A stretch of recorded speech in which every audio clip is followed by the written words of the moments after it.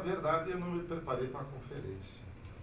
Eu tinha a intenção de vir aqui já tarde, assistir e daí fazer algumas considerações. Consegui chegar um tanto quanto atrasado, pelo menos conseguimos capturar alguma coisa do espírito que permeia as preocupações aqui da Pontifícia Metropolitana de São Paulo, que tem sido um dos baluartes, para não dizer um dos templos da resistência, em favor de uma sociedade justa, solidária e, assim tudo mais, igualitária, que é a grande carência do Brasil e da América Latina. Para não dizer do mundo, porque esses tempos. Infelizmente, eu comungo mais nessa conversa introdutória com aqueles que estão tanto quanto céticos. Mas isso só faz redobrar a necessidade de aumentar o esforço. Fico feliz com o otimismo que eu vi na expressão de muitos jovens aqui, que é onde se constrói o caminho para a mudança. Só que eu também acho que a mudança, em todos os sentidos, no plano global, a discussão da sustentabilidade e, acima de tudo, o desastre que está sendo engendrado neste país, a mudança é tanto quanto mais difícil do que parecia ser. Especialmente para quem viveu como eu, temos a grande parte do nosso recente fracasso. Fiz parte dele, até um certo momento. Fui expulso, mas nem por isso tudo isso me dói menos. Então, me aliviaram em algumas questões. Eu ia concentrar um pouco na questão da energia e desenvolvimento, que foi o tema que se propôs. E, em torno disso, como eu não preparei nenhuma transparência, essas coisas aí que eu achei que era necessário, eu mandei para a Mônica 3 textos que saíram entre 2015, 2016 e 2017, que é um sobre a questão, a crise do setor elétrico. Sei que vocês debateram hoje a crise do setor elétrico, política energética do século XXI. Esse aqui é uma revista da USP que me pediram para editar lá no meados de 2015, que então trata da reforma, ou anti-reforma do Fernando Henrique. O arranjo produzido em 2004, a tentativa de 2012 no setor elétrico e os seus efeitos que estão aí até agora. Então, aqui tem uma radiografia, não está aqui ainda a continuação do processo sob esses novos interventores aí, que tende a aprofundar os graves problemas que já se manifestavam antes. Eu vou dizer um pouco mais disso depois. Isso um pouco mais do setor elétrico. Quanto à questão que me preocupa tanto quanto, se não muito mais do que o setor elétrico, a questão do petróleo. Eu estou trazendo aqui 2 textos que são complementares, um deles, inclusive, reproduz o outro. O primeiro foi o texto que a Academia Brasileira de Ciências me pediu sobre a questão do petróleo, e eu produzi esse texto aqui. O pré-sal, a geopolítica e a hegemonia do petróleo. Face à questão das mudanças climáticas que vocês debateram aqui, a questão ambiental, e as dificuldades da transição energética. Então, esse é o texto. Nós escrevemos parte disso num texto mais recente para a Revista de Estudos Avançados da USP, o professor Alfredo Bose me pediu para fazer um artigo, eu escrevi mais do que era necessário, 50, 60 páginas, junto com uma aluna, sobre a questão que eu batizei assim, pré-sal e a Petrobras. Além dos discursos e mitos, as disputas, riscos e desafios. Quer dizer, nós enfrentamos aí desde 2007, quando nós anunciamos o pré-sal, que havia sido descoberto um pouco antes, que estávamos numa era de bonança e que agora a educação, a saúde e o novo modelo regulatório seria a esteira da qual viriam os recursos para a transformação dessas áreas fundamentais. Nada mais enganoso acreditar nisso. Até pelas disputas que estão atrás disso. Os grandes interesses e conflitos que não estão só aqui dentro do Brasil, mas, acima de tudo, vêm da grande questão que nós debatemos aqui. Então, eu vou agora, não sei, eu prometo, e por favor, me proíbam de falar depois daqui a uns 40 minutos, para poder... Eu quero dar algumas questões que eu tratei nesses vários textos, que você pode distribuir para quem tiver mais interesse, apareça lá na USP, a gente pode conversar mais. Eu vou dar um pequeno panorama da visão como eu vejo a questão energética, a questão ambiental e a questão do desenvolvimento. Aliás, antes eu vou fazer um pequeno introdução. Há uns 2008, 2009, a Federação dos Sindicatos de Engenheiros me pediu artigos sobre recursos naturais, energia, minerais e desenvolvimento. Então, eu perguntei, mas o que é desenvolvimento?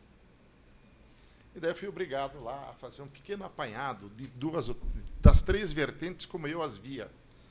E depois, no grupo da dialética da dependência, lá na USP, que nós criamos, o Célio estava aqui hoje, o Nilson Araújo, recuperamos um pouco da visão do Rui Mauro Marini, da Vânia Bambirra, Teotônio dos Santos, que, aliás, voltou à USP, apesar do Fernando Henrique, nós fizemos uma homenagem a eles todos lá na FEFELESH, lá no meu instituto, para dizer que quem fala da dependência lá também são eles, que foram banidos de lá pelo Fernando Henrique, então, ou pelos asseclas dele, pelo menos, achando que é a visão deles.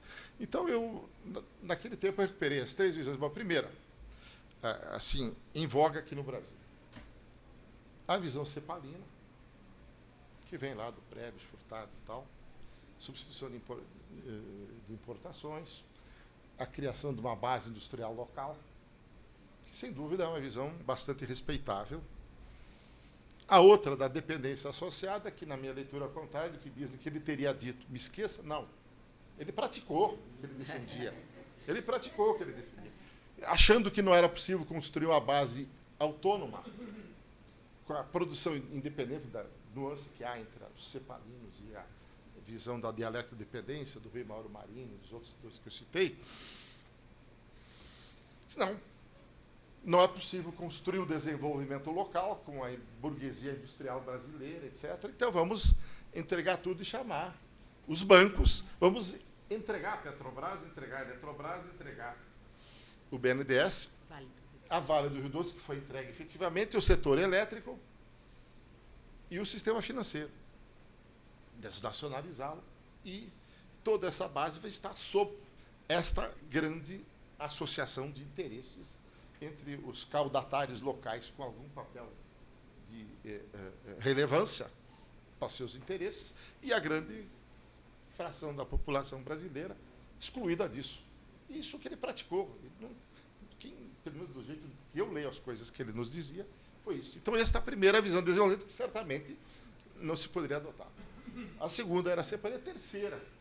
Eu, como então recém-expulso do governo Lula, dizia, não, mas quando nós produzimos o programa de governo de energia de 2003, 2002, que sai até no livro da Paz e Terra, eu tive que redigir aquilo a pedido próprio e da própria e tal. Tem atribuições do Pinguel e outras lá. Uma questão fundamental era exatamente em torno do que está em disputa dentro do setor de energia. E eu identificava lá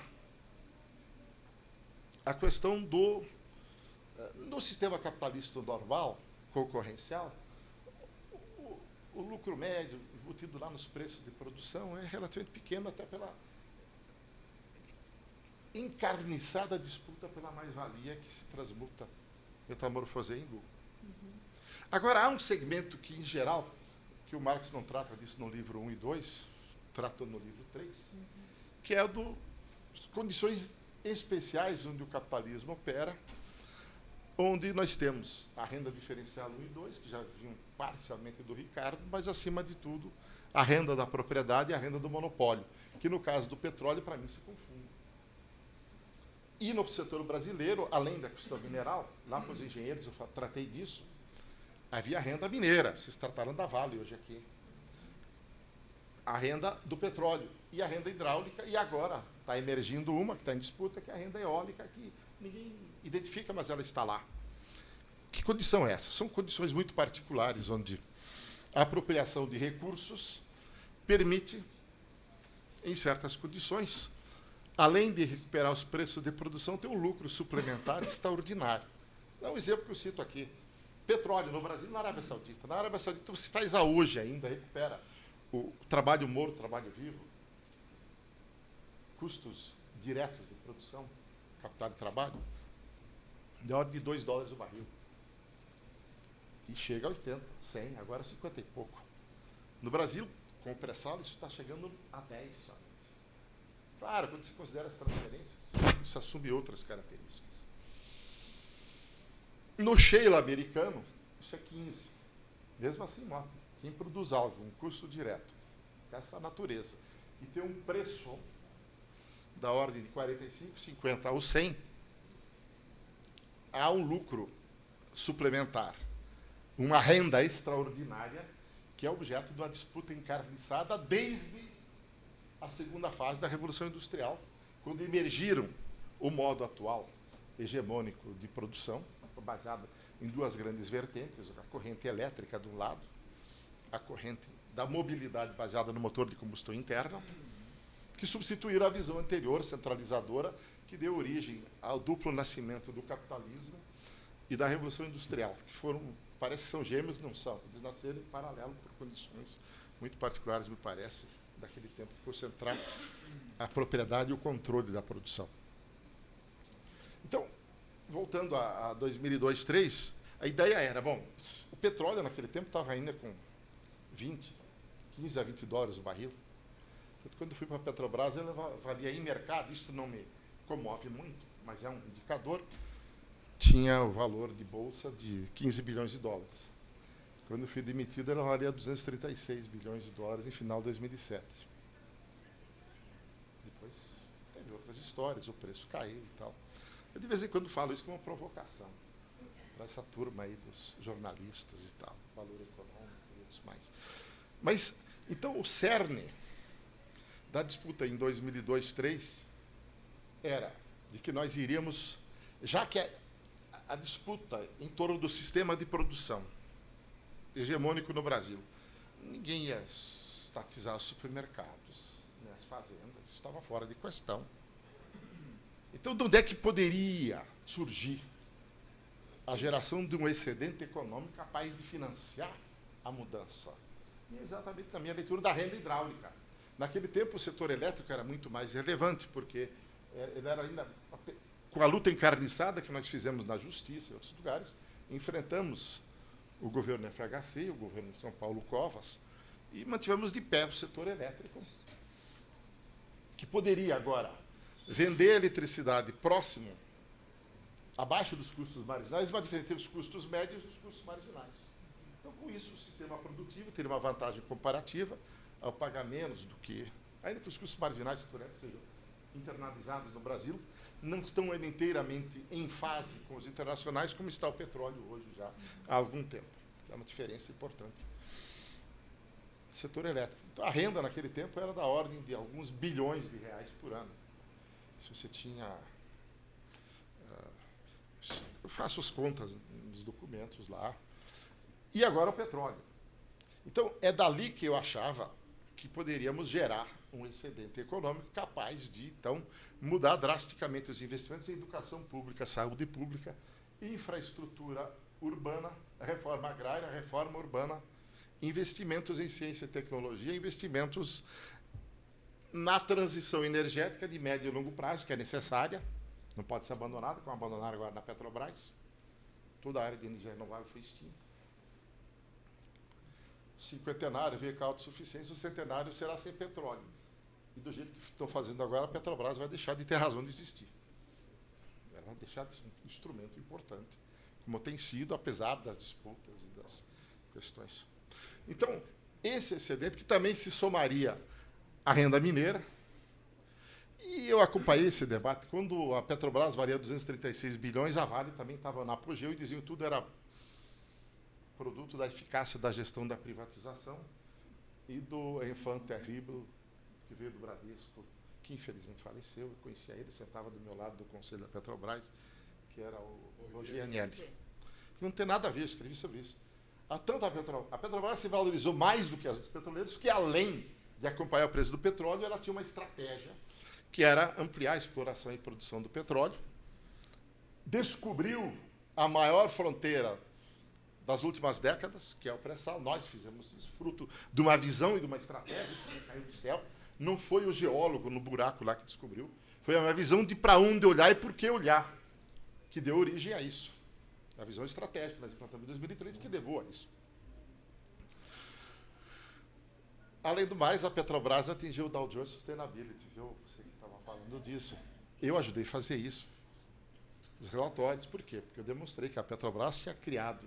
Foi o baluarte para fazer, estou fazendo parênteses agora só para você.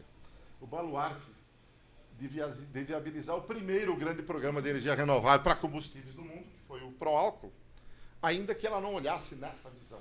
Ela olhasse como uma questão natural. Havia um excedente de açúcar, que o IAA não sabia o que fazer.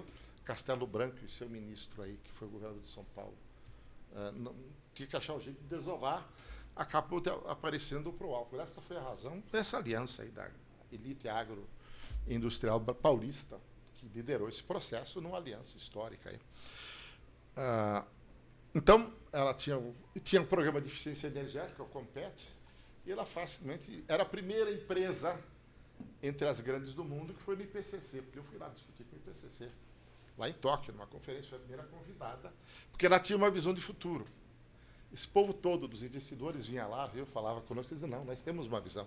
O tripé da Petrobras é o seguinte, ênfase agora, exploração e produção, porque o maior excedente virá em descobrir petróleo e, eventualmente, produzi-lo ou não. Isso é uma segunda estratégia, de acordo com as condições.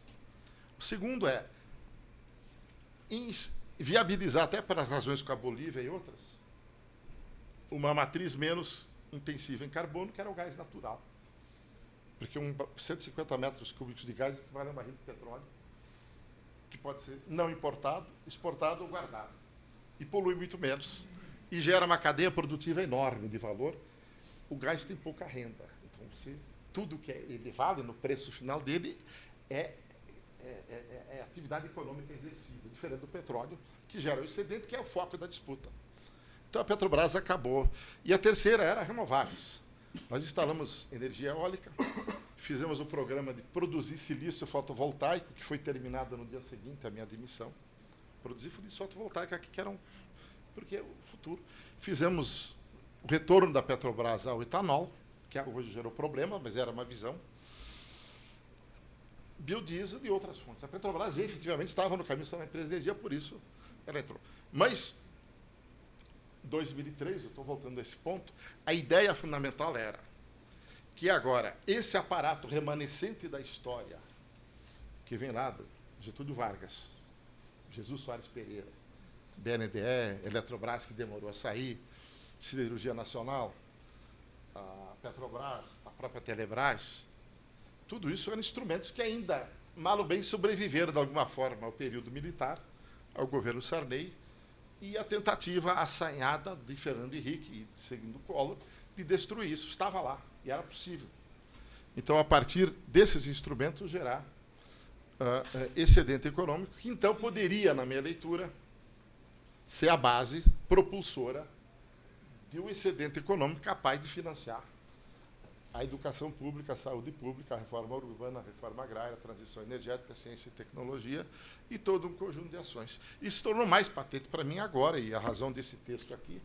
E o instrumento para isso, obviamente, era não só o pré-sal, mas, acima de tudo, uma empresa, uma construção histórica e social com a capacidade de descobri-lo e de transformá-lo e em padrão de igualdade com quaisquer outras do mundo.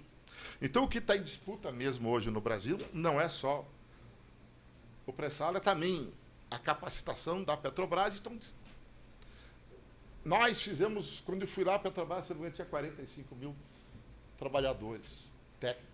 O maior patrimônio dela era exatamente a capacitação técnica. Nós aumentamos para 75 para construir esse programa. Agora estou demitindo e premiando os mais competentes para sair. Quer dizer, então, essa trajetória de instrução é algo extraordinário. Bom, eu fiz esse era meu preâmbulo só, para dizer a questão do que é desenvolvimento e de como eu achava que nós poderíamos ter tido uma alternativa. E por que isso tudo fracassou? Me parece que o que fracassou aqui dentro tem a ver com as mesmas forças que se manifestaram ontem na caneta do Trump, quando ele voltou com força ao carvão. Isto é, como se articulam dentro do sistema capitalista de produção todas as forças, porque como a água que só desce a montanha e não há como detê-la, o sistema capitalista, por mais que se crie regulações e processos, ele consegue identificar e percorrer os caminhos de menor resistência que permitem a maior produção de lucros e a maior taxa de acumulação, independentemente de como se faça isso. Por definição, o capitalismo, apesar de muitos falarem, eu acho que é por nascimento destituído de ética, mas não chegaria tanto aqui, não seria tão drástico. Mas então tudo vale neste jogo, muito embora as regras e o sistema estejam aí para tentar conter essa tendência. Então temos um problema hoje no sistema internacional por causa de Paris.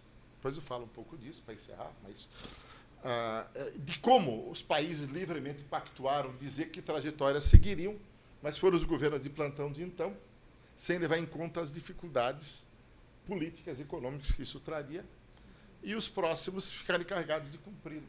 Por isso, essa autodeclaração de metas de Paris, na minha leitura, eu tive um debate lá em Washington, é muito precário. Ele criou um discurso pelo qual todo mundo conseguiu se desincumbir dos fracassos de falta de acordo, mas produziu um acordo tão tênue que ele não tem poder de regulação, coerção, para implementá-lo e garantir sua implementação, a não ser o risco moral. Só que aí que risco moral tem o Trump com relação ao que prometeu Obama? É o contrário até. Ele se orgulha de desfazer o que foi construído antes. Isso é parte dessa trajetória. Então, nós temos essa dificuldade no plano internacional. Mas, voltando ao Brasil, eu ia dizer, então, já gastei meia hora, vou gastar mais 15 minutos. E a percepção que, no curso de Energia e Sociedade, que eu reconstruí lá no Instituto, eu começo examinando a dificuldade da humanidade desde que nós éramos caçadores e coletores. Naquele tempo, aleatoriamente, a energia do Sol, que vem desde o Big Bang, está lá no Sol. Trajetória. Big Bang, 13,7 bilhões de anos atrás, Sol. Uns 8 bilhões de anos para cá. E ainda vai durar mais uns 6. Já vai acabar. E nós aqui herdamos a radiação eletromagnética, que é um estoque único, que de lá para cá vem sendo continuamente destruído e vai para o fim do mundo no universo, que pulsa a uma temperatura quase zero. Em tudo cool, como se diz.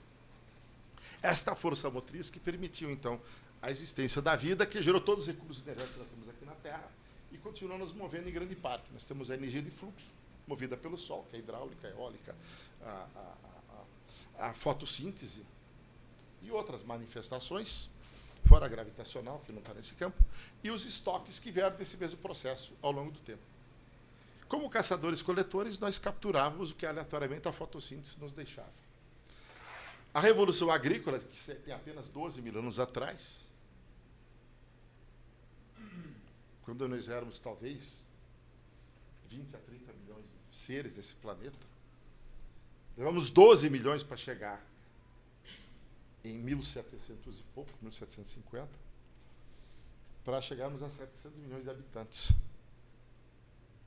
Quando, em grande parte, pela devastação também ecológica, a limitação, especialmente na Europa, de florestas, a disputa enorme entre terra para produzir madeira, que era lenha, que era material de construção para navios, que era para a guerra, madeira, a metalurgia era tanto quanto primitiva ainda, embora já tivesse avançado, e que foi a base da metalurgia depois, para poder controlar o vapor, que viria depois, conter pressão. Isto nos pressionou a buscar uma forma de ampliar e acelerar a produtividade, e aí, então, o vapor, o calor, nos permitiu essa termodinâmica. incrementamos extraordinariamente a produtividade social do trabalho. Isso engendrou simultaneamente também a concentração da produção, que, por sua vez, trouxe, não como corolário necessário, mas como consequência política, o controle sobre a propriedade dos meios de produção. Então, surge daí simultaneamente. Até 1900, que foi a hegemonia do carvão, do vapor, dessa forma concentrada, nós conseguimos aumentar em 1 bilhão de habitantes os seres do planeta. Tudo isso é fruto, apesar de todos os contratos. Claro que houve outros avanços na área biológica, o controle de compreender como essas consequências dessa concentração, especialmente depois da Revolução Industrial, o caos urbano que se estabeleceu junto, as condições degradadas de vida, mas, mesmo assim, chegamos a 1 bilhão e 700 milhões de habitantes em 1900. No próximo milênio, no próximo século, que também foi milênio, 2000, já éramos 6,7 e hoje somos 7. E nessa transição de 1800 a 1900 é que nós saímos do aprisionamento que o carvão nos dava. A ferrovia, que era importante, em relação ao cavalo, que era o que tinha antes. Os navios a vapor, em relação aos navios a vela. O trem e as fábricas. Agora, com a eletricidade e o eletromagnetismo, nós criamos uma capacidade extraordinária de controlar a potência e a força que, com a estrutura social de produção, aumenta a produtividade extraordinariamente. Então, aqueles recursos energéticos que permitem fazer isso é que passaram a se valorizar e foram objeto de disputa. O petróleo passou a cumprir esse papel, e, no outro lado da eletricidade, uma diversidade de fontes, mas o controle sobre a tecnologia se revelou muito importante. Os oligopólios, os controles sobre a tecnologia nos dois setores. Esse é o panorama mundial que nos levou ao começo do século XX e que conduziu à hegemonia americana. A Primeira Guerra teve um papel, a Segunda também. Mas eu entendo que, assim como a China hoje tem um processo extraordinário de inovação e controle, a velha Inglaterra estava presa aos navios de vapor, aos trens a vapor. Estrutura de produção até lá era proibido o carro andar mais do que pudesse uma pessoa normal caminhar com certa velocidade. Tinha que ter um cara na frente com a bandeira. E que é o símbolo maior do capitalismo americano do que? O automóvel, com produção em massa, criado pelo próprio Fordismo. Quer dizer, a acumulação, a circulação, isto estava na base. Então, entendo que este é o quadro que nós entramos no século XX, quando o Brasil, historicamente, tem ocupado esse papel relativamente secundário, como colônia, provedor de algumas matérias-primas, pau-brasil, açúcar, depois, claro, veio o café, algumas coisas mais, nessa divisão internacional do trabalho que surgiu aqui.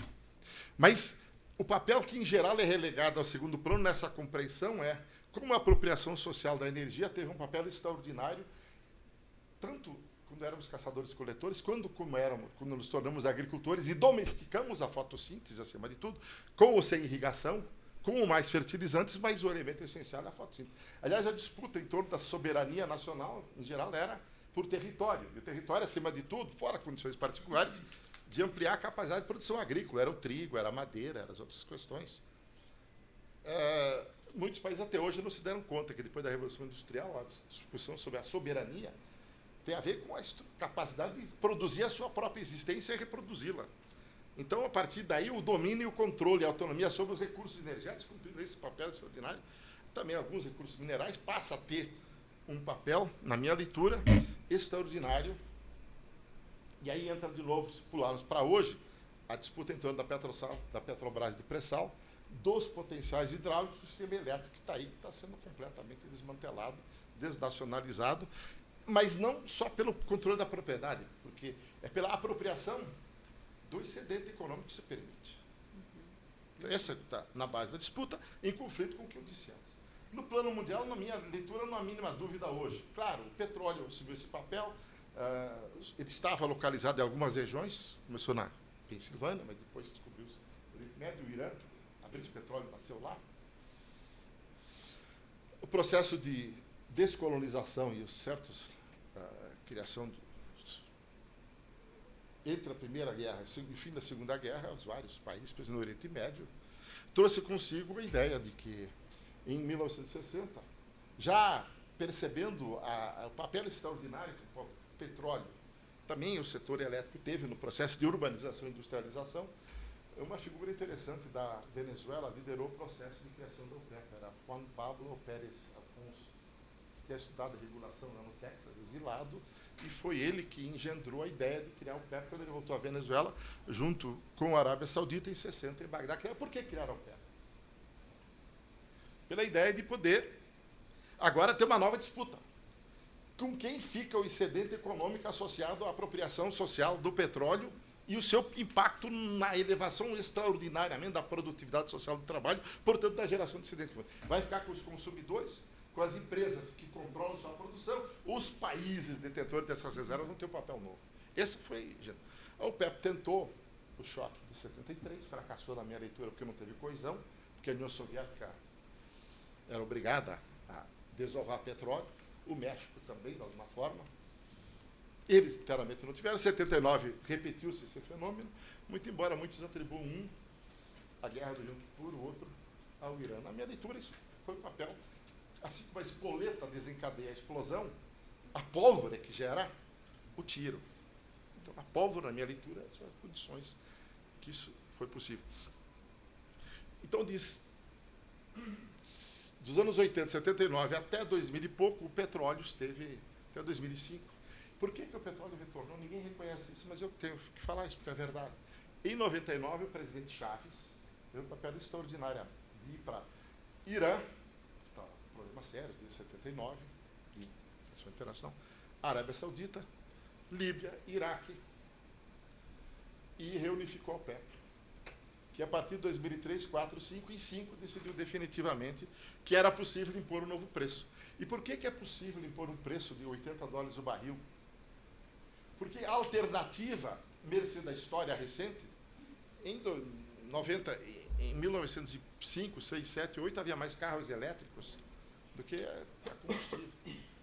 O Henry Ford tinha sido empregado do Edison, que achava que o carro elétrico era hegemônico e ia ficar. O petróleo assumiu esse papel, primeiro, pelo extraordinariamente pequeno esforço necessário para produzi-lo, tanto em termos econômicos quanto energéticos. O balanço energético, quanta energia você gasta para arrancar o barril de petróleo? Você gastava um barril e arrancava 100. Isso significava também muito pouco capital e trabalho para produzir, como é hoje ainda. Isso tem antes. Isso está na base. Por isso, ele dominou o etanol. O Henry Ford favoreceu o etanol como alternativa, que tinha suas limitações. Então, hoje, o único recurso em escala mundial capaz de substituir é os combustíveis líquidos. Embora, claro, se houver uma restrição, em algum tempo, alguma forma, toda vez que tem uma crise, os biocombustíveis voltam com mais força, interferindo na produção de alimentos, apesar de dizerem que não, aqui no Brasil, isso é bobagem. As formas alternativas, como o shale saiu por causa disso, o shale é fruto da ascensão do petróleo em 2005. A tecnologia, os recursos já estavam conhecidos, estavam lá desde os anos 70, quando depois do segundo choque, o governo Ford, o governo Carter, especialmente, as universidades, as empresas, ele só se viabilizou quando o petróleo passou de $50, $60. Então, os biocombustíveis, a mobilidade elétrica está de volta, em parte por isso. Então, é possível, sim. E o único recurso em escala mundial é a liquefação do carvão, que teria problemas até mais deletérios, depende de como é que é feito isso, do que tem o próprio petróleo, hoje é a questão das emissões de gases de efeito estufa.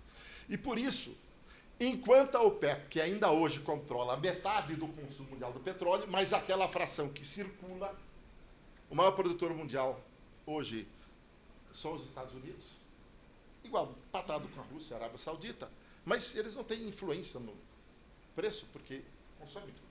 Então, quem influencia são aqueles que provêm metade da produção que circulam. E por isso, hoje, nitidamente, no mundo, nós temos um grande cenário de disputa geopolítica em torno do excedente do petróleo. De um lado, os países da OECD, com a China liderada pelos Estados Unidos, e do outro lado, nós temos a OPEP, junto com a Rússia, que se juntou agora, para tentar voltar a disputar o excedente econômico. E essas informações sobre o petróleo permitem uma outra questão, que é a dificuldade que eu vejo na transição energética para sair do petróleo. O texto que eu escrevi tem um pouco isso também. Qual é o problema? O Lacerda vai me corrigir, eu vou falar números grandes aqui, provavelmente errados, mas pelo menos eles dão uma noção. O PIB mundial, na minha leitura, está em torno de 85 trilhões de dólares. Qual é o excedente da economia mundial hoje, mais ou menos? Eu imagino que não chega a 10%. Talvez uns 8 trilhões de dólares. Nós produzimos o ciclo anual e o excedente que vai se disputar a ferro e fogo, como lucros, como poupança, ou como investimento em uma outra área para fazer o sistema se ampliar. É isso. E qual é o papel do petróleo nisso? Das rendas, isto é, quanto do excedente disso está lá no lucro médio da produção concorrencial, o da mais-valia, e quanto vem dos setores onde há excedentes, lucros suplementares. Petróleo, posso fazer a conta. Se a média do barril é da ordem de 1 a 10 dólares, vamos dizer que seja 10, quando o petróleo estava a 100, a diferença era 90 dólares. Nós produzimos 92 milhões de barris por dia, 30 bilhões por ano. O excedente econômico, diferença entre o custo, isto é, capital, trabalho.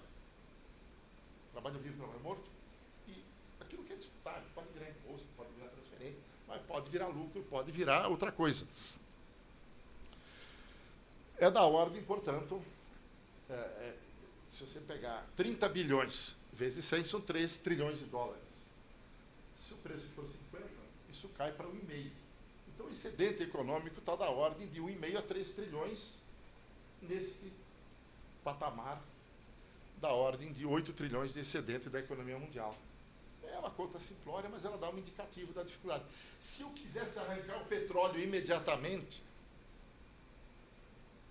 eu precisaria substituí-lo com algo de outras formas que não gera excedente.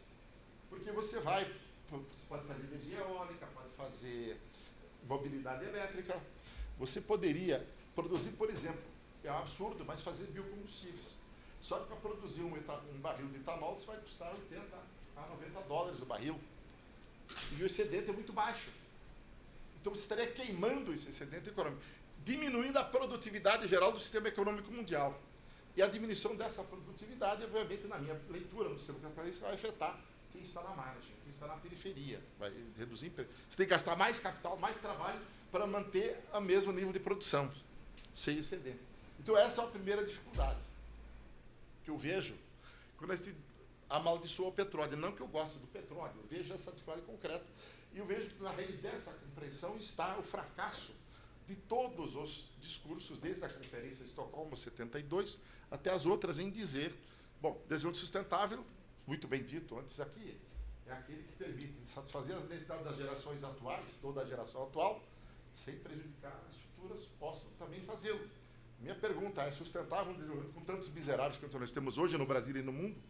1 bilhão de pessoas à margem de qualquer coisa, sem energia elétrica, sem acesso à educação, sem saneamento, sem nada. Então, nós temos um problema hoje. Então, eu vou ameaçar. Eu não estou defendendo o trogloditismo do Trump aqui, não. Só estou dizendo da dificuldade que no sistema capitalista nós temos de fazer essa transição. Eu tenho um aluno discutindo isso lá, why do they fail? Ele está reproduzindo os discursos de todos esses acordos e de personalidades. Bom, mas por que essas proposições de muitos conceitos do desenvolvimento sustentável têm dificuldade de serem concretamente implementados? Isso vale para o mundo, vale para o Brasil, na minha leitura. E, ao mesmo tempo, o Brasil coloca o desafio, para cumprir minha promessa, sobre o que fazer com petróleo e sobre o que fazer com pré-sal. Para encerrar o que está dito aqui, em primeiro lugar, o pré-sal poderia, então, ter esse papel de ser o engendrador da transição, tanto social e econômica. E por que ele foi exatamente objeto dessas disputas? Quer por corrupção, que apropriou um pedacinho, quer, agora, pelo discurso de que a Petrobras tem que ser desfeita, porque ela é um mau exemplo, para abrir o espaço para as empresas internacionais aqui controlarem. Por que botaram na MP, sobre dados, números do que eu falei aqui, recursos, reservas, está tudo aqui, tem simulações, econômico-financeiro, de todos os campos de petróleo conhecidos, do pré-sal por aqui, o excedente econômico, preço de equilíbrio, tem as contas todas aqui. Eu acho que não é relevante entrar aqui em detalhe, eu queria só deixar essa mensagem de quê? De otimismo ao mesmo tempo. Porque se nós temos esta capacidade, esta renovação de recursos na área de energia, também na agricultura, Também nos recursos minerais. Eu falei da Vale de propósito, porque a venda dela foi um crime. Só que também o problema não é ser dono nominal do CNPJ que controla o recurso. Só tem sentido ser dono da Petrobras, da Eletrobras, ou da Vale, se ela é um instrumento de geração de excedente de riqueza para mudar o país. E esse é o problema que eu estava dizendo. A Petrobras, eu falo isso em geral, e isso é pouco assim, ela é fruto permanente de uma disputa de 3 grandes forças, em geral. Uma quarta aí que está escondida. A primeira delas é, quando você olha os analistas de mercado, eles dizem, a Petrobras parece que é a bolsa que manda na Petrobras. Por isso que eu falei, apesar de eu ter entrado lá quando ela valia 15, herdado do Fernando Henrique, eu saí, ela valia 236, isso não me comove muito. Porque, bom, o Fernando Henrique vendeu 30% da Petrobras por 2 bilhões de dólares na hora em 2000. Quando saiu, esses 30 valiam 80 bilhões. O que é isso? Isso é o que me comove? Não. Quantos brasileiros têm, claro, precisa do fundo de garantia e tal. Claro que a Bolsa também é um indicador de como as pessoas veem o desempenho dela, a seriedade que ela é gerida, como ela se estrutura. Nada contra gerir a Petrobras como uma empresa capitalista e eficiente. Desde que o lucro e o excedente sejam para outra coisa. O segundo grupo de interesse são os consumidores em geral, que ainda dizem, não, mas eu quero petróleo, eu quero gasolina mais barata, eu quero diesel mais barato. Eu não acho que o terceiro grupo de interesse que eu me referirei daqui a pouco tem que subsidiar a classe média, que tem carros, porque ela anda a pé, porque ela não tem escola, porque não tem saúde. O verdadeiro grupo que me comove é a população brasileira, que não só ajudou a criar a Petrobras como construção histórica social, um instrumento de capacidade invejável internacional para o papel que o petróleo e a energia ocupa hoje no mundo, ela é isto, que descobriu o petróleo, o povo estava na base de apoio a isso, mas então, o papel dela deve ser, na minha leitura, gerar excedente econômico, volta ao problema da renda, e permitir que a gente, então, tenha ela num novo paradigma. E, nesse sentido, nem o modelo de partido, nem de concessão serve. Por isso, meus amigos do PT dizem, mas como se escreve isso nem partido? Eu penso assim, porque a partilha também tem seus problemas. Eu posso até entrar em detalhe um pouco, dizer o seguinte, não, qual é o problema? Se nós queremos ter preço internacional do petróleo, o Brasil tem que se aliar ao PEP. Não ao OECD, nem fazer acordo com Obama, como foi feito, de acelerar a produção do petróleo aqui.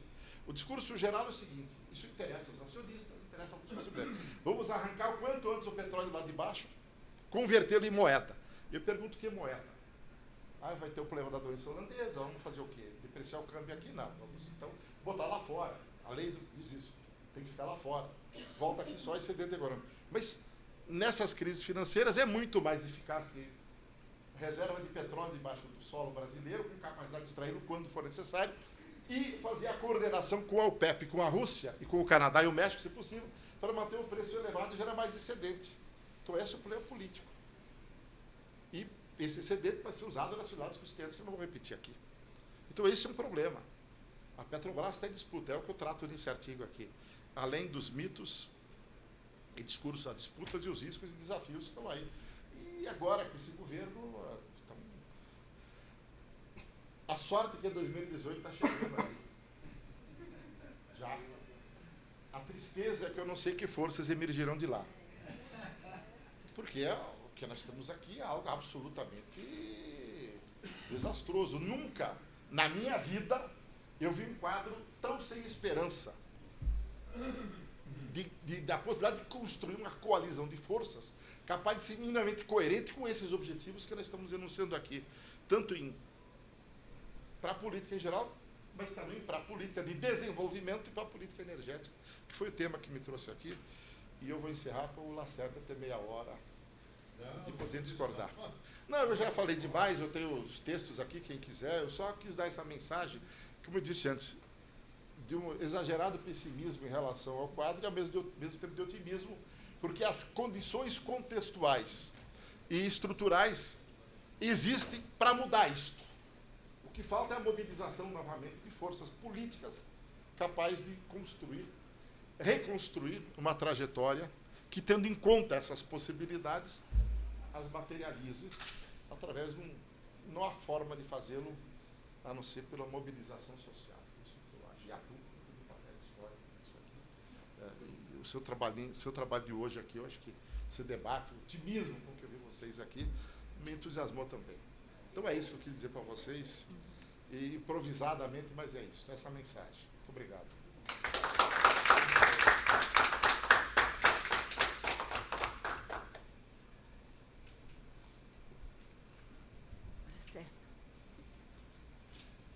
Eu mandei esses textos para a Mônica, e pode distribuir para quem quiser, a rede é de graça, e o papel vai ser para ela.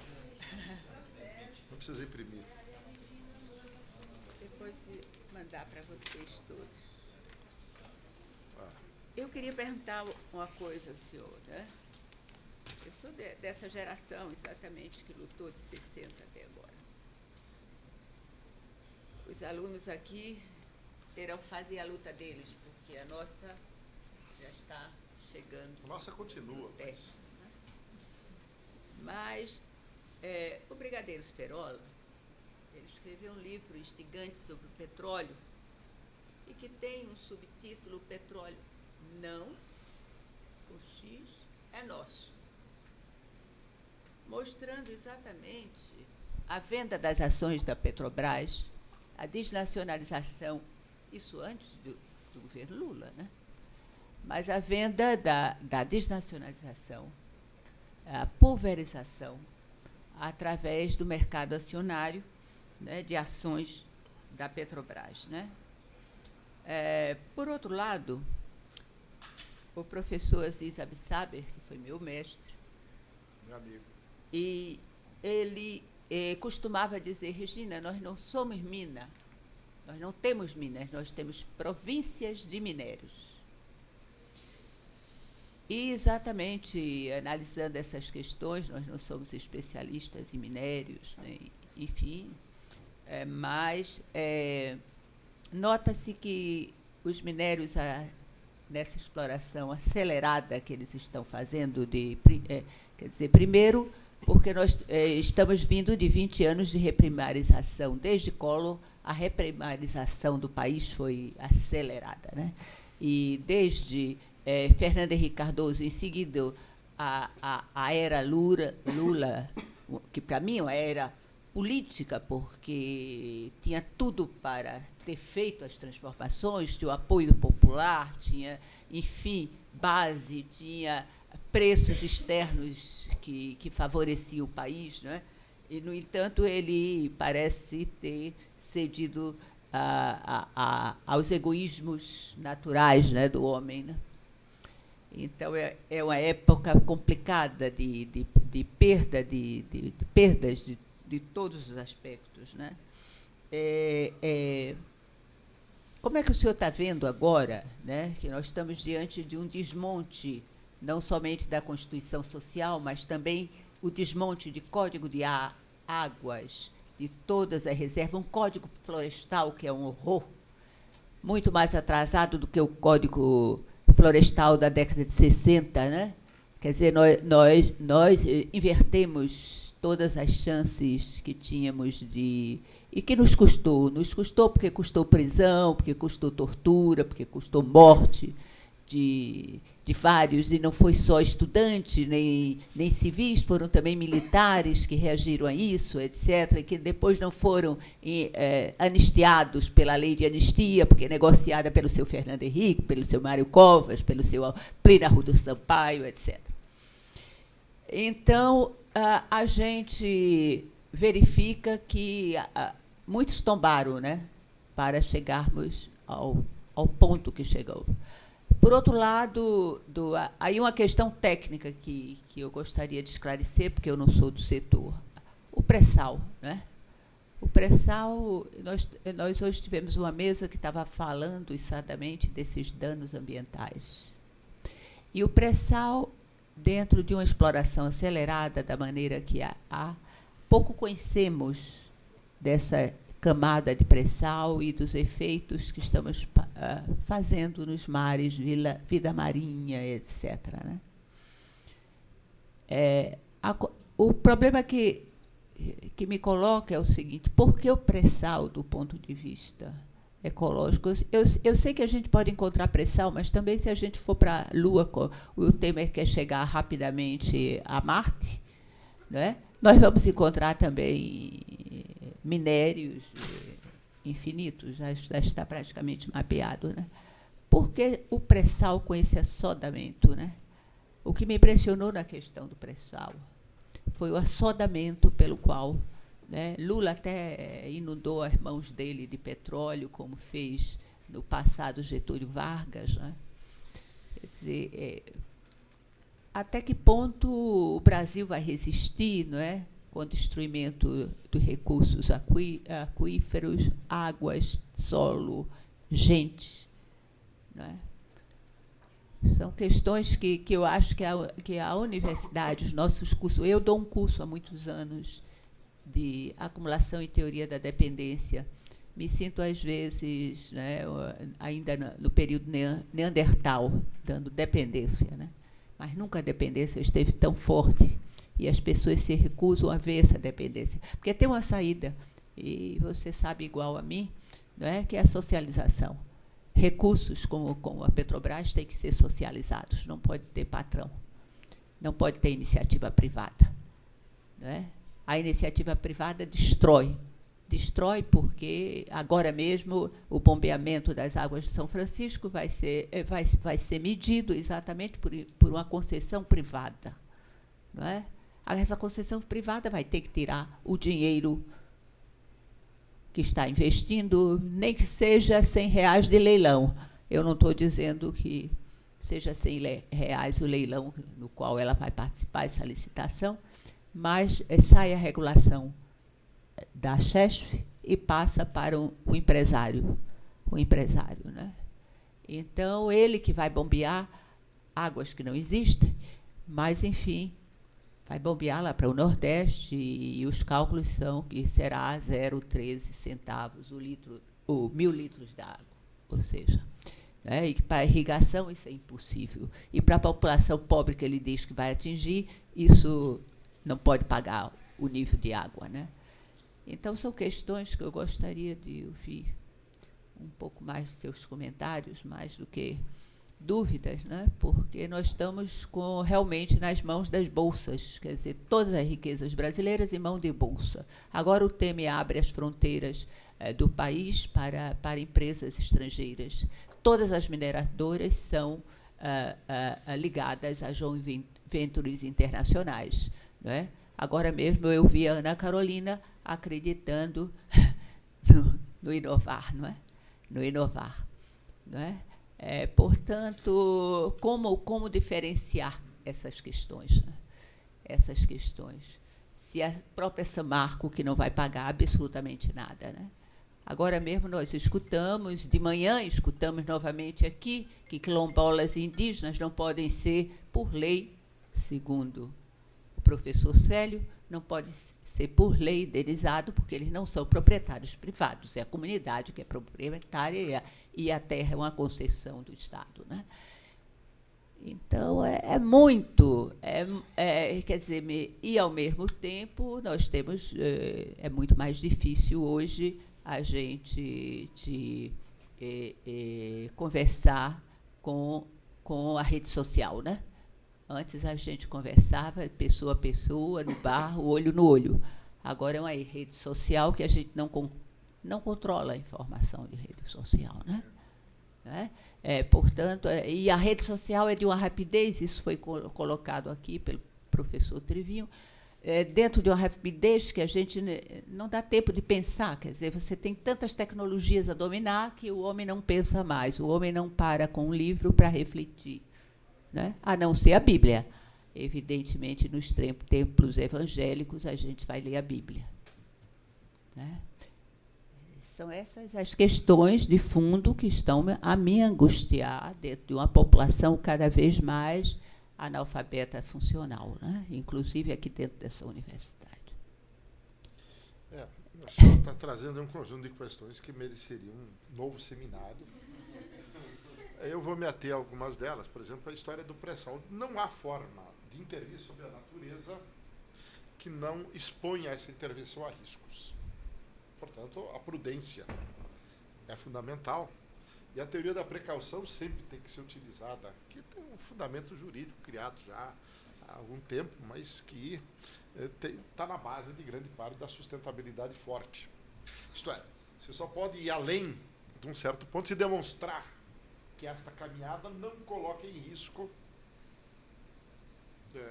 indevidamente situações de direitos de populações e do ambiente. O pré-sal tem que se inserir nisso, mas não está infenso como as outras. Ele não tem riscos muito maiores nem piores que as outras formas. Então, olhe para Macondo, quem sabe da explosão da plataforma da British Petroleum, lá no Golfo do México, que criou um desastre dos mais imponentes da história da humanidade. Em termos de financeiro também, em termos de ambiental. Quem fez isso? Uma das grandes 7 irmãs. Que está aqui. Feita lá no Anglo-Persian, nacionalizada pelo Churchill, que era chefe da Marinha na Primeira Guerra, e resolveu fazer a transição da Marinha inglesa de guerra e a outra do carvão para o petróleo, e daí um amigo dele controlava a British Petroleum, tornou a British Petroleum, de lá para cá. Depois da Thatcher, ela foi privatizada, e aí também, eu falo isso porque é um paralelo com relação à Petrobras. Eles criaram um paradigma de uma empresa petrolífera que não precisava mais de quadros, bastava gestores. Achavam que outsourcing era infinito. Qualquer recurso de que eles precisassem para conduzir suas atividades estava disponível na estrutura de produção. Na área de tecnologia, as Oil Service Companies, que é uma área pouco estudada, pouco conhecida, mas que se apropria de uma fatia grande, a Halliburton, Schlumberger e Baker Hughes, um monte delas, que são provedores de serviços para e todo mundo, serviços especializados, fazer a sísmica, fazer perfuração, etc, etc. Então, a BP se construir muito mais com um conglomerado de gestão econômico-financeira. Quando estoura a Macondo, eles não tinham para quem recorrer. A Petrobras, não. Quando aconteceram os seus acidentes, tinha lá um cabedal de técnicos, capacidade de engenharia, e o CEMPES, Centro de Pesquisa da Petrobras, ainda lá, com a capacidade de mobilização de recursos para emergência, que vale para todas as coisas. E, então, minimizar um pouco o problema que tem acontecido aí, não, nem tantos recentemente, na Petrobras, mas até com o maior acidente na área submarina brasileira veio da Exxon, quando teve essa exudação, há uns anos atrás, que foi discutida aqui, abafada, teve multa da ANP e tal, depois o Cruzeiro esconder isso, porque revelava claramente. Então, eu estou dando esses dois exemplos para dizer, não, a Petrobras é uma empresa que tem uma capacitação, tinha, o que estão fazendo agora lá com a desmobilização, seguindo um pouco esse paradigma da British Petroleum, provavelmente está levando ela a uma situação em que isso está sendo destruído. De sufoco, né? Mas eu vejo que tanto a senhora se referiu aos recursos minerais também, né? O Brasil passou por um extraordinário período de uma contradição para mim.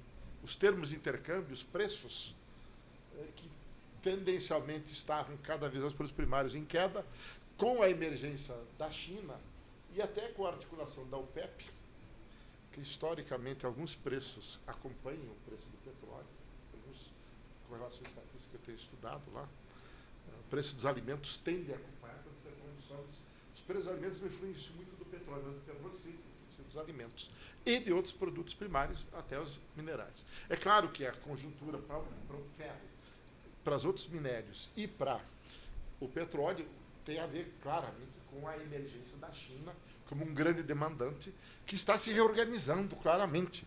Depois da construção do poderio industrial, por isso falei, há um paralelo entre os Estados Unidos, o que a Inglaterra fez na primeira Revolução Industrial, os Estados Unidos, respaldado, especialmente o primeiro que se industrializou baseado na eletricidade e na mobilidade do motor a combustão com petróleo, e o que a China faz hoje com outras áreas.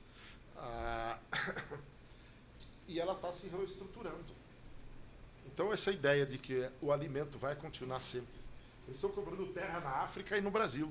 E o Temer está abrindo aqui a venda de terras. Está mais um debate, né? Então, a renda da terra, que sustentou o apogeu da elite agroindustrial brasileira, do agronegócio, pode estar em risco. Pode virar chinesa também. Então, claro, eu vejo isso com uma clareza, que se você desnacionalizar as terras, até essa elite agora do MAGE que é o último baluarte ainda, onde você tem uma amplitude maior de participantes econômicos, usufruindo de uma renda ainda extraordinariamente elevada, que podia ser objeto de uma política pública, até preços. Até o Delfim Neto fez isso no passado, os que eles fizeram, de você taxar um pouco mais. Não é só para o petróleo que você pode obter esse evento econômico. Acho que a área agrícola também poderia, em função até de que a terra não pertence, é uma decisão política, a propriedade privada da terra. Ela foi construída. E não tem nenhum problema, na minha opinião. Claro que isso não vai ser muito popular na discussão com as elites, mas de mudar isso. Mas o grande problema que eu vejo no Brasil, a senhora falou da reprimarização, é este. Não há forma de incrementar a produtividade social do trabalho a não ser pela apropriação da energia e intensificação dos processos tecnológicos. E sem energia isso não é possível. Sem tecnologia também não. E se nós estamos voltando a ser um país meramente agrícola, sujeito a essas conjunturas dos preços, claro que a agricultura brasileira não é tão mais como era antigamente, não dá para comparar. A agricultura feita com músculo, com cavalo, da indústria a céu aberto, como ela se converteu. Mas agora, juntando isso com a desnacionalização das terras, você está desnacionalizando essa indústria também. O que se podia fazer era obter um maior excedente para ser socializado também da agroindústria, com a política pública. Então, eu acho que, sim, a subordinação, esse papel da nova divisão, reorganização da divisão internacional do trabalho, e o papel subalterno, que é essa claque de assaltantes que está no governo hoje, que se incrustou na Petrobras, na Eletrobras, no BNDES, no Congresso, sob a liderança do rei do Porto de Santos, que todo mundo sabe que de lá que surgiu grande parte do dinheiro que financiou as campanhas dele. Nós estamos diante de um problema, novamente eu volto para o político. Qual é a resposta a ser dada? Isso varrê-los de lá. Reforçar e ampliar a democracia. Ampliar a mobilização popular e varrê-los de lá. Eu não vejo outra saída, respostas a essas questões, porque nós estamos... Estou de volta à questão com que eu encerrei. Não vejo outra saída. Porque a consciência de que isso existe está latente, do valor. Eu acho que não está tão distante. É claro que essa rapidez das informações, muitas delas erradas, conflitantes, diminui a qualidade da análise e da percepção. E, ao contrário do que dizem, perturba a mobilização política. Que a mobilização ser feita sem a base da compreensão dos objetivos vira um movimento browniano, quase, que se entrechoca. Até diziam que a primavera árabe surgiu da internet, não tem nada mais errado. A primavera árabe surgiu do preço do petróleo. Minha leitura é essa. O preço do petróleo subiu, os alimentos subiram muito, e os países que não exportavam petróleo, especialmente o Egito e outros, tiveram um problema sério de como sustentar. Tanto que agora, semana passada, um general egípcio disse que o povo patriota egípcio devia não jantar, fazer fome para tentar salvar o país. Quer dizer, chegamos a... Então, não foi eu acho que, eu falo isso para dizer, não foi a internet que mobilizou a Primavera Árabe, foi a condição concreta da condição de vida da população, que tem a ver com o preço do petróleo, que favoreceu a Arábia Saudita, mas detonou as condições de vida em alguns países. Então, nesse sentido, eu entendo que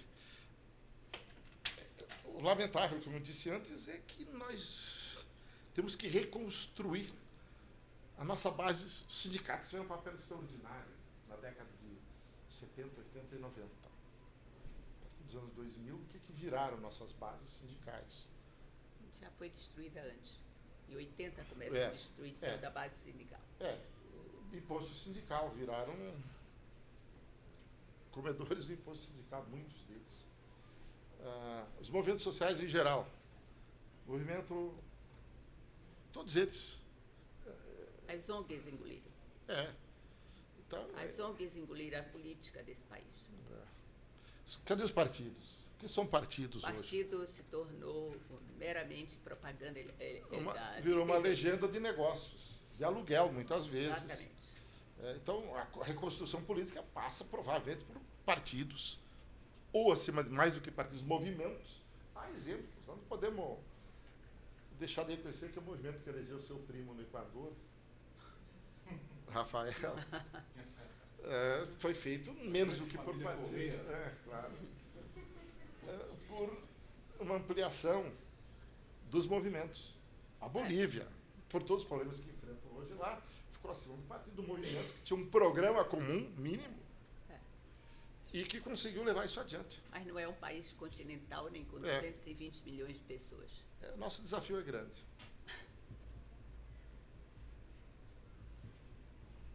É isso aí. Acho que essa é a grande dificuldade. E aí, o que eu assisti foi uma nova república que perdeu a chance de educar, de conscientizar e de formar a cidadania interrompida em 64. Não é? Se formos buscar raízes desse processo, 1964, a construção da cidadania interrompida.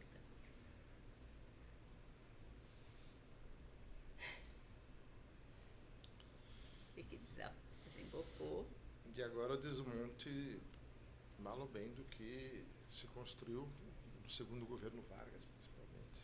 Agora está destruído, porque destruiu-se agora as bases da única Constituição social do mundo, que é a Constituição de 1988. Eu nunca vi as pessoas acharem que leis são para não durarem, né?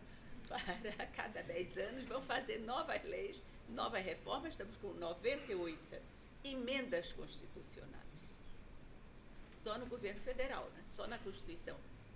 Né? Tivemos o Estado burocrático brasileiro destruído pelo seu Fernando Henrique Cardoso, o Estatuto da Reeleição, e estamos agora com a Constituição brasileira destruída pelo senhor Temer, professor de Direito Constitucional dessa casa. Ainda é? E licenciado. Mas ainda é. De vez em quando a gente cruza com ele, cruzava pelo menos, com ele nas bancas de exame do corredor do quarto andar. Né? Uma dúvida.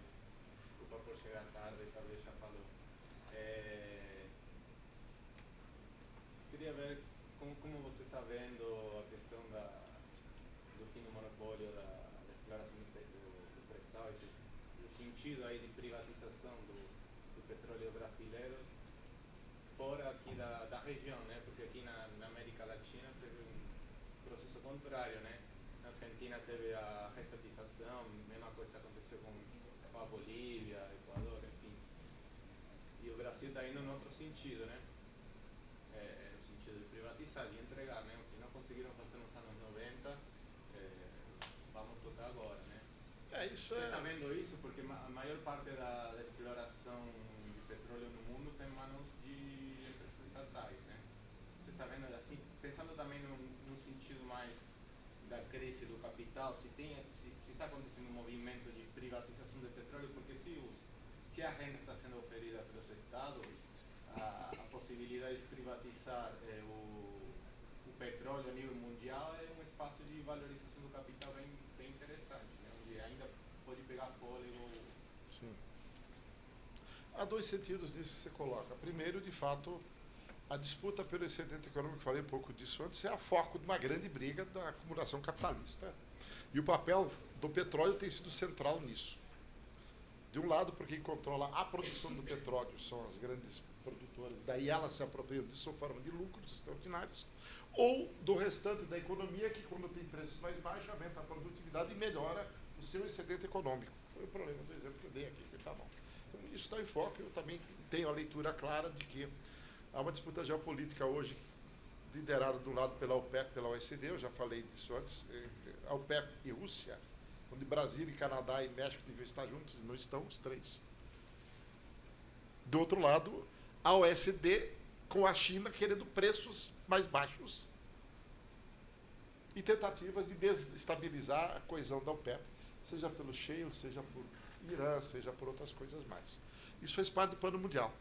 A maior descoberta de petróleo das últimas décadas foi o pré-sal.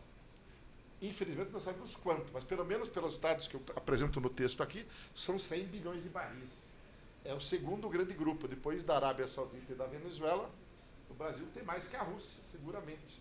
Mais que os Estados Unidos, já assegurados. E talvez tenha tanto quanto que eles. Então, este é o foco de disputa de quem? Nesses dois interesses conjuntos, dos países da OECD e OPEP, que ainda querem acesso a recursos, se possível, a baixo preço, mas a garantia do acesso. Ou então das grandes empresas, que, como a Exxon, como a Shell, como a BP. A Shell está comprando tudo aqui no Brasil. A Petrobras está vendendo campos já descobertos. Isso é um crime de lesa pátria. Ela pagou em torno de 8 a 9 dólares na capitalização por barril e vendeu a 2, 3 outro dia para uma empresa da Noruega. Statoil comprou aqui. Eu até dei uma entrevista lá, dizendo que achava antiético um país como a Noruega, saiu lá em norueguês, eu não sei exatamente, já mandou. Questionava a atitude do governo de usar uma estatal norueguesa para vir aqui com um sistema político fragilizado, com um governo ilegítimo, como o do Temer, vender reservas de petróleo para a Noruega. Quer dizer, então, são pequenos exemplos. E é claro que esta turma que está no governo foi lá para fazê-lo. São os profissionais de organizar a mediação da entrega em troca de migalhas para eles. Papel subalterno, abjeto, na minha leitura. Não tem compreensão da relevância do papel político e histórico que se poderia ter aqui. Então, é um grupo político de gangsters que estão lá para mediar para todos os sentidos. E na área do petróleo, isto é mais acelerado ainda. Então, eu vejo, claro, me oponho a isso, mas as forças hoje são muito... No sentido da privatização do petróleo fora Brasil. Fora do Brasil. Bom... Estou pensando como chama, New Energy Policy, uma coisa assim, não lembro exatamente o nome, do Bush, que tinha a intenção de entrar, inclusive que as empresas norte-americanas entrassem no Meio Oriente, no Oriente Médio. Bom, a invasão do Iraque, a destruição da Líbia e a ameaça permanente ao Irã não tem outro sentido. Desde a primeira invasão lá com o Bush pai, mas, acima de tudo, protagonizada pelo presidente acionista principal da Halliburton, que era Dick Cheney. Tudo isso tem a ver com essa disputa de controlar os recursos. Vocês sabem disso todos, que a Lei de Política Energética americana diz claramente que eles têm que ter reservas para 90 dias. 90 dias é um cálculo de quanto tempo eles levam para desobstruir qualquer canal de abastecimento. E eles querem... Eu estive dando aula na Duke University no primeiro semestre do ano passado. E dei um curso de geopolítica do petróleo lá. Então, me diverti um pouco com isso. E tem o pessoal da Arábia Saudita, foi muito interessante lá. Mas a preocupação permanente. Eu passei em algumas conferências lá do Bill Burns, que foi secretário adjunto de Estado dos governos final do Clinton, todo Bush e parte do Obama. Tem sido o Carreira que controlava. E a visão dele, quando ele fez a conferência, é extremamente simplória, sobre qual é o papel, como os Estados Unidos veem o mundo. Não vi uma vez a palavra cooperação, como os Estados Unidos se manterão hegemônicos. E 90 dias é para desobstruir. Eles estão desesperados procurando não mais ficar só dependentes do Estreito de Hormuz, do Oriente Médio. Até num debate alguém falou, peraí, mas se agora nós podemos transitar da dependência para outras regiões do mundo, por que a gente não entrega o Estreito de Hormuz e o policiamento daquela área para a China, que depende de lá? Então, é engraçado. Claro, foi um pesquisador lá que colocou isso na opinião do governo, mas na base do governo americano o petróleo ainda está... Eles não explicitam essa disputa, mas ela está na base de todas as ações que eles fazem, de como eles veem as regiões do mundo para manter a sua hegemonia, que é o que eles manteram, a supremacia da economia americana.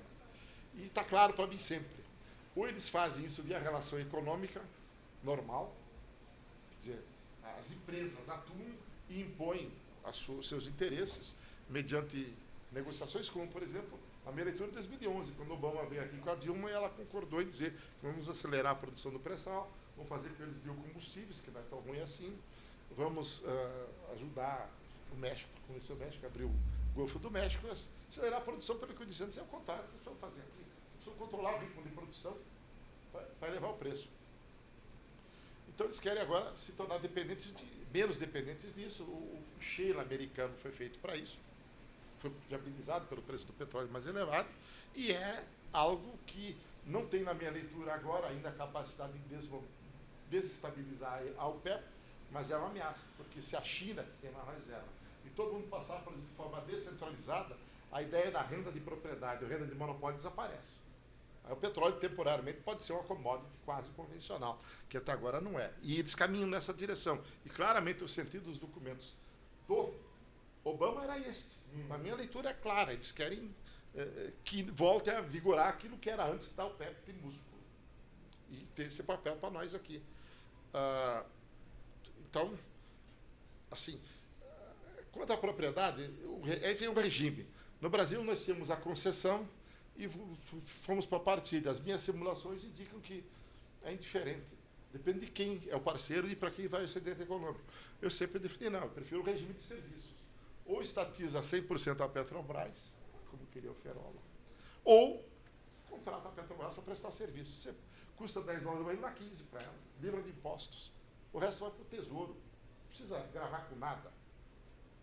A tragédia do Rio de Janeiro diz que a ideia de dar royalties para lá e para cá é um crime que foi feito no Rio de Janeiro, dizer que um Estado vai colocar o seu futuro e seu custeio na base do excedente econômico, que tem duas variáveis completamente fora do seu controle. O ritmo de produção do petróleo no Rio de Janeiro, não dependia do Rio de Janeiro, e o preço muito menos dentro do país. Então, assim, achar. Por isso tem sempre a renda do petróleo, ou fica o petróleo debaixo da terra, ou convertemos a sua riqueza em uma riqueza maior para a sociedade brasileira do que seria o petróleo no futuro. Com a base educacional, base de infraestrutura, é produtivo. Do contrário, é uma fraude contra as gerações futuras, fora a questão ambiental. Então, a ideia, há uma disputa assim. A Nigéria tem um papel complicado nisso. A partilha existe na Noruega e na Nigéria. Eu não sei qual a característica de qual país nos aproxima mais do ponto de vista político. Temos dos dois, mas o problema da oligarquia, os generais nigerianos, com essa oligarquia brasileira representada por esses que estão no governo agora, do Congresso, a tragédia. A Petrobras caiu na vala, a disputa pelo petróleo caiu na vala comum em Brasília, das mesmas questões outras que estão colocadas lá. Que temos lá os serviçais de interesses pequenos comandando um Congresso ilegítimo, um governo ilegítimo, fazendo o serviço sujo. A frase que mais assim, foi transparente foi a do Nizanguanais, lá dizendo: presidente, aproveite da sua impopularidade para fazer o que precisa ser feito. Isso vale para a Petrobras, vale para a Eletrobras, vale para a BNDES, vale para o direito social, vale para tudo. É uma confissão plena do que pensa essa elite em relação ao povo. E do que pensa da democracia. A democracia é um simulacro de poder para impor os seus interesses às custas do que seja, ou do que vier a acontecer. Quer dizer, então esse é o caráter. O pré-sal e a Petrobras estão sob esse conflito agora também. Como sempre estiveram. A disputa tinha mais ou menos chance de colocar o equilíbrio no outro ponto, como estava, e deixou de estar. Mas isso vale para a Nigéria, vale para todos os países, não é só o Brasil. É verdade que assim, a grande trajetória da OPEP foi exatamente em 60,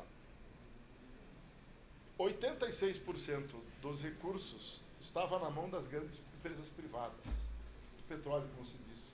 A transição da OPEP foi com que, nos anos 2010, mais de 90% das reservas de petróleo do mundo estavam na mão de empresas estatais, que o fizeram exatamente para se apropriar do excedente econômico, que é o que está em disputa e que é o que, em Brasília, os clichês dos analistas econômicos, dos políticos, está colocando isso agora. Não, A corrupção na Petrobras desmoralizou a gestão pública. Tudo isso está se compondo como um caminho de cumprir esse papel. Acho que é isso, né? Eu tento passar a palavra para ele, não consigo. Eu sei que você tem que fazer o encerramento às 19h30, já passou. Não. 19h31. Eu tenho que sair às 19h30. Vocês podem continuar. Você já está atrasado 1 minuto. Tá certo. Já passei 2 vezes a palavra para ele. Daqui a pouco eu falo. Não, são instigantes, né? Todas as falas do Hildon Sauer, né? Eu me lembro que o nosso último encontro, Hildon, foi lá em Cuiabá, Campo Grande. E era o Congresso Nacional dos Engenheiros. Você lembra o tema do congresso? Era não me lembro exatamente, mas era Engenharia e Desenvolvimento. Tá certo? Então, quer dizer, na verdade, olha, esses engenheiros, que eu refiz a minha visão de engenheiro, né? A partir da... Pois é, engenheiro nuclear, dos bons. Mas esse pessoal da Federação Nacional dos Engenheiros, a preocupação que eles têm, o Clube de Engenharia lá do Rio, onde você vai falar amanhã, com essa questão do desenvolvimento. Aliás, é tão grande a preocupação deles que eles estão abrigando o Centro Celso Furtado de Desenvolvimento, que foi desalojado do BNDES. Né? Então, para mostrar a importância dessas questões. Né? E eu achei muito curioso, no painel que antecedeu essa bela conferência do Hildon, quem sabe faz com improviso ou sem, os textos estão aí, a gente pode conferir depois nos textos, né? Mas achei interessante, né, como aqui é a observação do coordenador do curso, né, que a gente é pretensioso aqui, viu, Hildon? A gente tem uma pós-graduação, um mestrado ainda, né, ainda não conseguimos doutorado, porque não rompemos as amarras da burocracia da CAPES. Né? Mas vamos chegar lá. Mas o que é importante é em economia política. E eu achei curioso alguns se justificando, né? Por que está estudando? Aqui você pode estudar. Viu, Wagner? Você jamais aqui vai ser ovelha negra. Não, mas de uma forma metafórica. Não, entendi. Mas primeiro que é um grande preconceito, né? Ovelha negra já parte de um preconceito. Não, deixa eu falar agora. Você teria que se explicar no INSPER, por exemplo. Tá? No INSPER você teria que explicar que restringe economia e finanças. Economia política, aqui nós temos gente que estuda saúde, meio ambiente, previdência, dependência. Nós temos um curso de planejamento econômico. Você quer coisa mais out do ponto de vista do mainstream que planejamento econômico? Nós temos um curso de planejamento econômico. E o cara que dá esse curso implementou o planejamento econômico mundo afora, né? O Ladislau Dolbo. Né? Enfim, e a gente trata aqui política econômica uma visão crítica. E isso é uma tradição da PUC, já na graduação é assim. Né? Então, eu acho muito curioso, e é positivo que eu estou falando isso, né? Que vocês não têm consciência, às vezes, de onde vocês estão. Quer dizer, aqui você não precisa justificar. E eu estou me referindo a você, mas isso vale para as duas colegas que acabaram de sair. Eu vou conversar com elas depois. Né? Porque é ótimo, né, que a gente tem essa diversidade. E somos diversos, somos plurais, é isso mesmo. Né? E somos pretensiosos, graças a Deus. Né? E saímos do pensamento único. Tá? E por isso que a gente traz o Hildon Sauer aqui para vir falar. Né? Porque ele vem trazer essa visão estratégica. Né?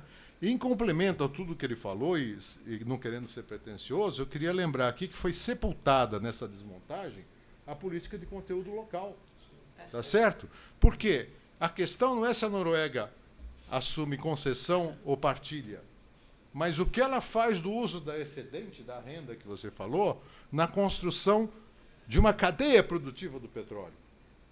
Porque isso você tem as benesses indiretas desse processo. Quais são?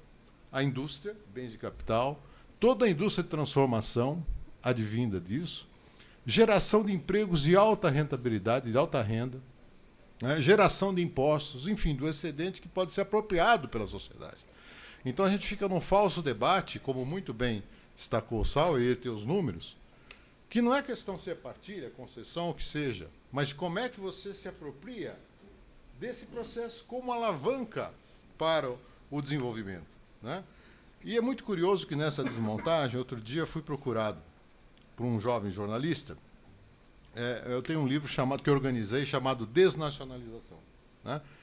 E ele buscou lá na internet, eu só tenho um livro, eu queria aqui uma entrevista e tal. Fez a entrevista, eu falei de um monte de coisa. E aí ele perguntou o seguinte, né? Porque claro que ele não leu o livro, né? Ele leu, acho que a orelha. Ele falou assim, esse livro saiu quando? Hein? O ano passado, há 2 anos? Eu falei, não, esse livro foi escrito... É uma coletânea, né? Participou o João Furtado, participou o Mariano Laplane e outros. Eu falei, não, ele foi escrito lá por 98, 99, publicado em 2000, ganhou o Jabuti de 2001, na área da economia, né? O cara ficou espantado, provavelmente ele tinha, acho que 5 anos de idade, né, nessa época, mas essa percepção histórica, que você lembrou muito bem, que nós temos a segunda perna, muito mais cruel, muito mais selvagem, de um neoliberalismo do Fernando Henrique e do Collor, né, dos anos 90. Né? E agora, com a destruição da Constituição Cidadã de 88, com todas as suas falhas, ela tem Além da reprimarização, nós estamos indo para a barbarização. A barbarização das relações de trabalho e tudo isso. Né? Então, quer dizer, o desmonte que se faz... Então, eu não posso analisar a sustentabilidade, uma pena... Ah, ela está aqui, voltou. Não dá para analisar a sustentabilidade sem analisar a sustentabilidade da perna econômica. E a grande questão que se coloca é que, com esse modelo econômico, nós somos insustentáveis. Né?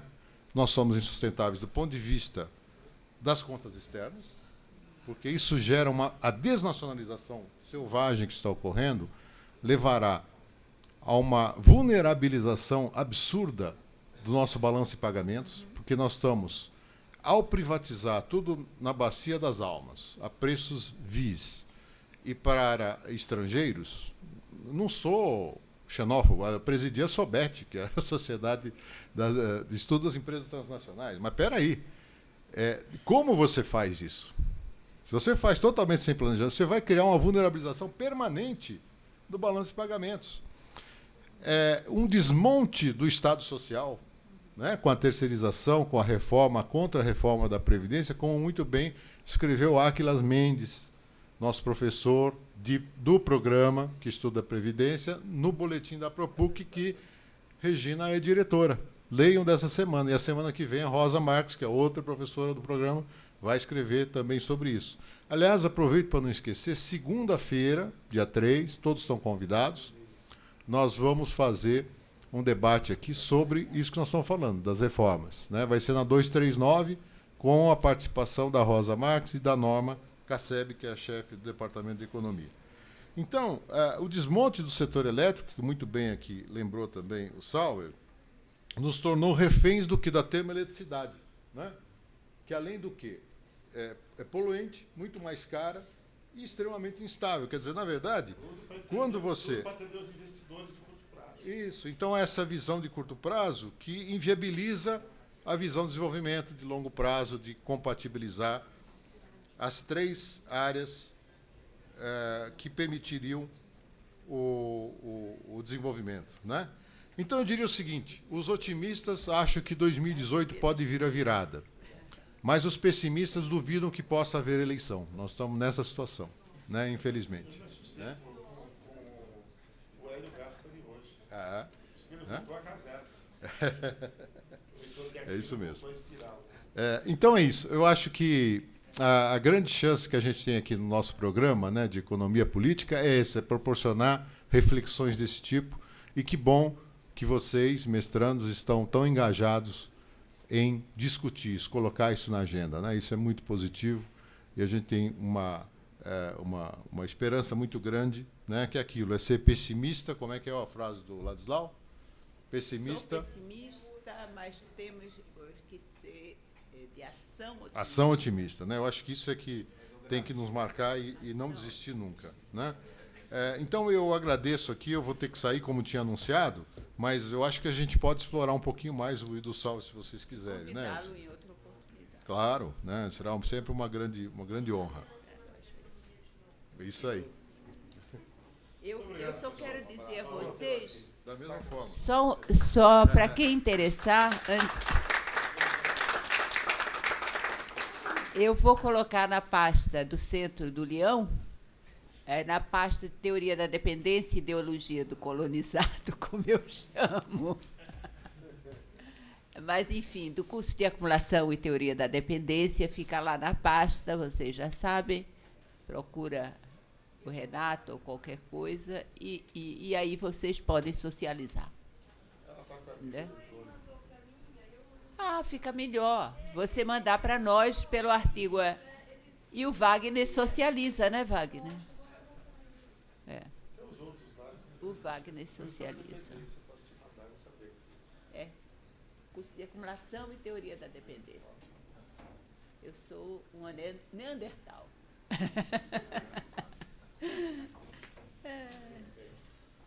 Muito obrigada, professor. Obrigado a vocês. Tá.